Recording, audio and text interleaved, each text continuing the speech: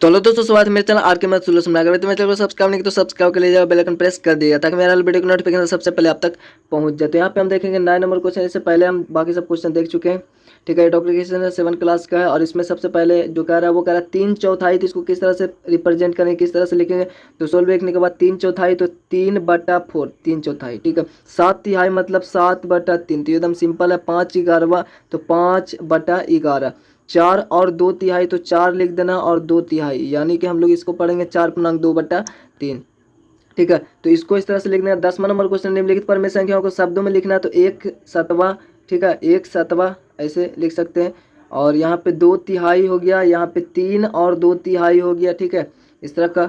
और 5वां 6वां, ठीक है, इस तरह से ये हो गया। इस तरह से इसको लिखना है हिंदी में।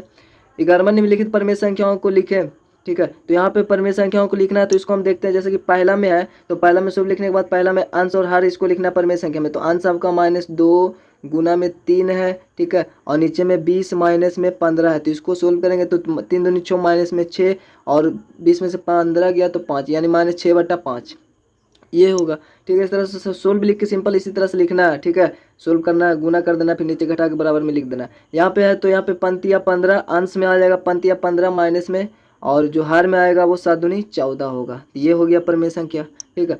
अब यहाँ पे -8 और -3 यानी दोनों ऐड होगा तो -18 है ना, -18 और 3 आपका -21 हो जाएगा। और नीचे में है तो 5 × -2 है तो -10 हो जाएगा।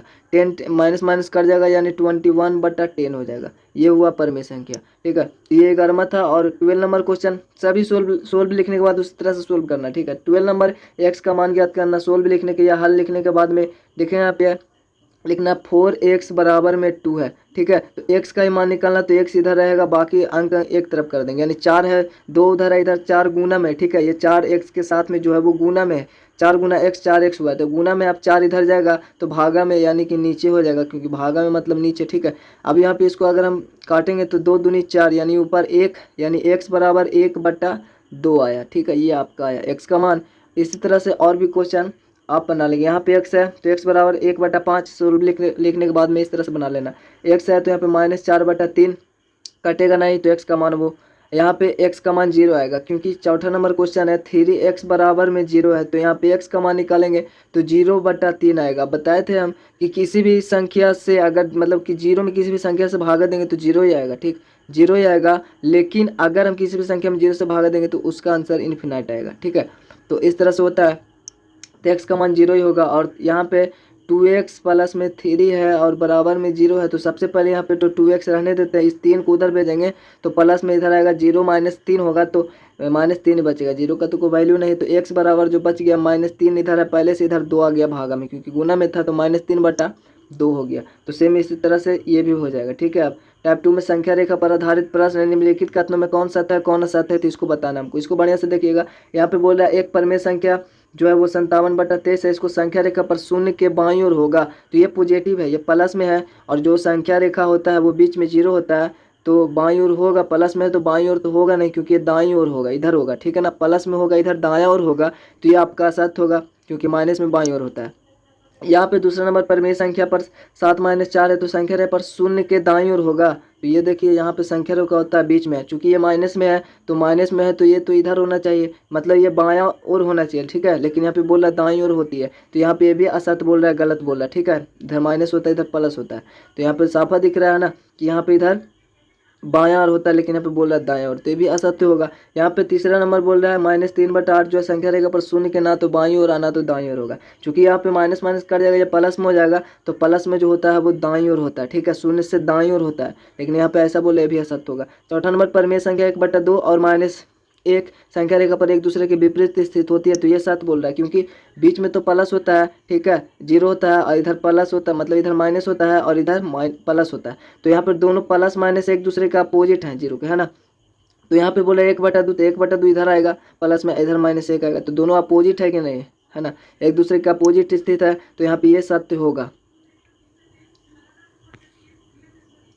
और अब यहाँ पे 14 नंबर क्वेश्चन, दी गई संख्या रेखा से बिंदु ABC द्वारा निरूपित परमेय संख्याओं को लिखें। तो ABC सोल्व भी लिखना है, और C जो है वो यहाँ पे कितना होगा, C का मान। तो सबसे पहले बात बेसिक देखे होंगे तो आराम से इसको समझ जाएंगे। यहाँ पे 0 है तो यहाँ पे देख रहे हैं 1 यूनिट है, यानी 1 2 3 4 5 भाग में ये बटा हुआ, मतलब नीचे 5 होगा, ये 1/5 होगा, 2/5 होगा, 3/5 होगा, 4/5 होगा। यानी ए जो होगा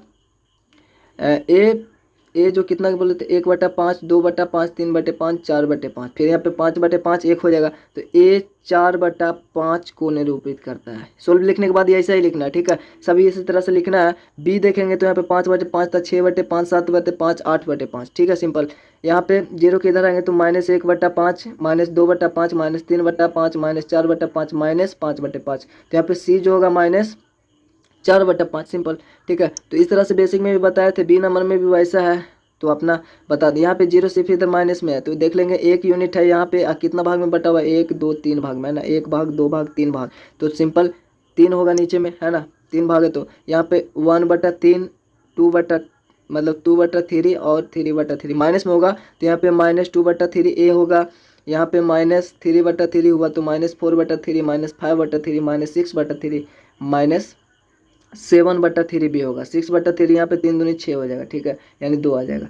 यहाँ पे 6/3 था, यहाँ पे 7/3, 8/3, 9/3, 3 कट जाएगा तो 3 आ जाएगा, 9/3, 10/3, 11/3, यानी -11/3 हो जाएगा। 15 नंबर संख्या रेखा खींचकर निम्नलिखित पर में संख्या को निरूपित करना है, तो सिंपली यहाँ पे 3/4 को निरूपित करना है, तो एक इस तरह से संख्या रेखा खींचना है। प्लस में है तो सिर्फ प्लस में खींचना है, जीरो लेना है। आपको नीचे 4 है तो यहाँ पे सिंपल है, 4 भाग में बराबर, 1 भाग 2 भाग 3 भाग, इस तरह से एक 4वां भाग जो होगा वो 1 यूनिट होगा, ठीक है, 1 होगा। अब यहाँ पे 1/3, 2/3, मतलब 4 भाग है तो 1/4, 2/4, ये 3/4 यहाँ पे लिख देना है, ये दर्शा देना है, ये तो 1 होगा, ठीक है। उसी तरह से 3/8 होगा, तो यहाँ पे अपना संख्या रेखा खींचना है, और प्लस में है तो माइनस से कोई दिक्कत नहीं है, यहाँ पे 0 होगा। यहाँ पे 1 2 3 4 5 6 7 8, 8वां भाग जो होगा वो आपका थोड़ा यूनिट होगा, 1 यूनिट होगा, क्योंकि 1 यूनिट को 8 भाग में बांटना है, 1/8, 2/8, 3/8 यहाँ पे दर्शा देना है। ये 4/8 होगा, या 5/8, 6/8, 7/8, 8/8, यानी 1 हो जाएगा, ठीक है।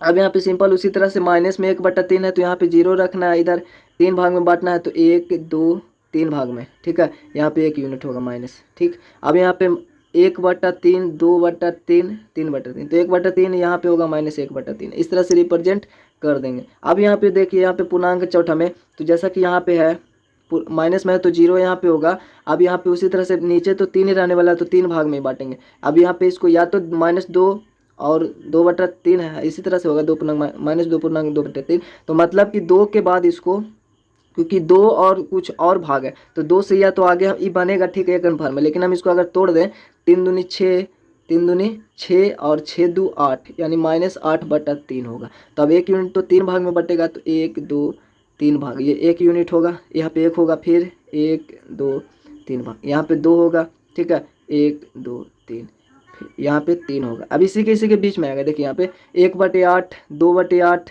ठीक है, अरे यार 3 भाग में ना होगा, सॉरी, यहाँ पे 3 भाग में होगा, तो 1/3, ठीक है, यहाँ पे देख लेते हैं, यहाँ पे होगा 1/3, ठीक, 1/3 3 भाग में, 2/3 माइनस में होगा सब, 3/3 माइनस में, 4/3, 5/3, 6/3, 7/3 और -8/3 यहाँ पे होगा, ठीक है, यहाँ पे होगा, एग्जैक्ट यहाँ पे होगा। अगर आप इसी तरह से यहाँ पे इस तरह से दर्शा के फिर यहाँ पे लिख सकते हैं -2.2/3 ही है ये, ठीक है। तो इस तरह से ये एकदम सिंपली बन जाएगा। अब यहाँ पे 16 नंबर क्वेश्चन है, एक संख्या रेखा खींचिए और उस पर निम्नलिखित संख्याओं को निरूपित करना है, तो सिंपल ये भी बन जाएगा आपसे, 8 भाग में बांट देना है, इसमें 4 भाग में 8 भाग में, तो ये भी बता चुके हैं, तो आराम से बन जाएगा, ठीक है। दी गई संख्या रेखा पर बिंदुओं P Q R S T ये सभी इस प्रकार से है कि TR बराबर RS, मतलब ये सब ऐसे भी संख्या रेखा पर सब जितना भी स्थित बिंदु होगा वो आपस एक बराबर दूरी पर होगा, तो ये दिया हुआ है। पूछ रहा है T Q R और S निरूपित पर में संख्याओं को लिखना है, तो उसको लिख देना सिंपल, हमको बोला P Q R S, यहाँ पे 0 है, चूँकि यहाँ पे हम देख रहे हैं 1 भाग 2 भाग 3 भाग में ये बटा हुआ, ठीक है, यहाँ पे भी देख रहे हैं 3 भाग में बटा हुआ है बीच में। अब यहाँ से 1 2 3 भाग में बटा हुआ है, तो 3 भाग में बटा हुआ, इसका मतलब माइनस यहाँ 3 होगा, तो यहाँ पे 1/2 भाग में, इसको 1/3 होगा 3 भाग में, तो 2/3, 3/3, 4/3, 5/3, क्योंकि 2 भाग में यहाँ पे दिया हो नहीं, लेकिन 2 भाग में बटा है तो सब 2 भाग में बटा होगा, ठीक है। तो यहाँ पे 5, यहाँ पे 6/3, यहाँ पे 6/3 होगा, मतलब कि यहाँ पे ए तो नहीं बोला ना, यहाँ पे 7/3 होगा, यानी P 7/3 होगा, Q 8/3 होगा, B अगर बोलता तो वो 9/3 होता। ठीक है, तो इस तरह से यहाँ पे लिख देना है। P जो होगा कितना होगा जे अभी तो ठीक है ना, तो लिख देना P इतना को निरूपित करता है। यहाँ पे भी यहाँ पे जैसा कि यहाँ पे 3 ही होगा, 1/3, 2/3, 3/3, ठीक है, 4/3, तो R पूछ रहा है तो -4/3, यानी R यहाँ पे लिख देना है कि R -4/3 को निरूपित करता है। -5/3, S -5/3 को निरूपित करता है। तो इस तरह से यहाँ पे रिप्रेजेंट करना है, सिंपली सोल्व हो जाएगा। तो वीडियो को एंड करते हैं, मिलते हैं आपसे अगले वीडियो में, तब तक के लिए जय हिंद जय भारत। चलो सब्सक्राइब नहीं किया तो सब्सक्राइब के लिए लाइक कमेंट शेयर कर दिया।